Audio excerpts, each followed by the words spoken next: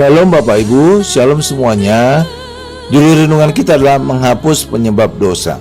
Ketika orang Yahudi melakukan dosa, dia membawa korban ke bait Allah, menumpahkan tangan pada kepala domba tadi, maka dosanya ditanggung oleh domba itu.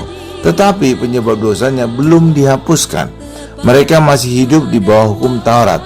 Itulah sebabnya mereka kembali hidup di dalam dosa. Firman Allah, sebab tanpa hukum Taurat dosa mati. Roma 7 ayat 8. Dengan kata lain, kalau ada hukum Taurat, dosa hidup. Itulah sebabnya orang Yahudi yang hidup di bawah hukum Taurat kemungkinan jatuh dosa lagi pasti terjadi. Karena apa?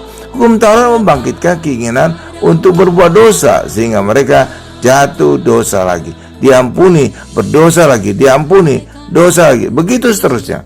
Tapi kita yang hidup di bawah anugerah, penebusan Yesus kekal. Karena penebusan Yesus bukan hanya menebus dosa kita, juga Tuhan Yesus menghapus penyebab dosanya. Ilustrasi, kejahatan karena kemiskinan tidak bisa dihapus kecuali kemiskinan itu dihilangkan. Kenapa? Karena orang miskin itu punya kebutuhan makan, sandang, dan papan. Ketika mereka tidak bisa mendapatkannya karena kemiskinan, pasti kejahatan terjadi. Hal yang sama dengan Taurat. Selama kita di bawah hukum Taurat, dosa itu bisa terjadi lagi karena penyebabnya belum dihilangkan. Kita yang hidup di dalam anugerah, Yesus bukan saja menebus dosa kita, bahkan menghapus penyebab dosa, yaitu hukum Taurat. Itulah sebabnya Yesus hanya menebus kita sekali untuk selamanya. Sebenarnya Taurat bukan ditiadakan oleh Yesus, tetapi menggenapinya. Yesus berkata, janganlah kamu menyangka bahwa aku datang untuk meniadakan hukum Taurat atau kitab para nabi.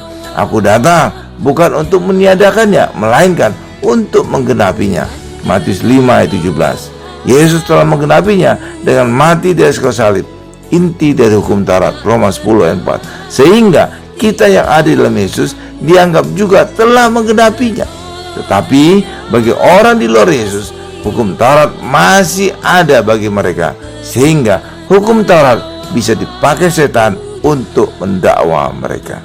Amin Bapak Ibu. Tuhan Yesus memberkati.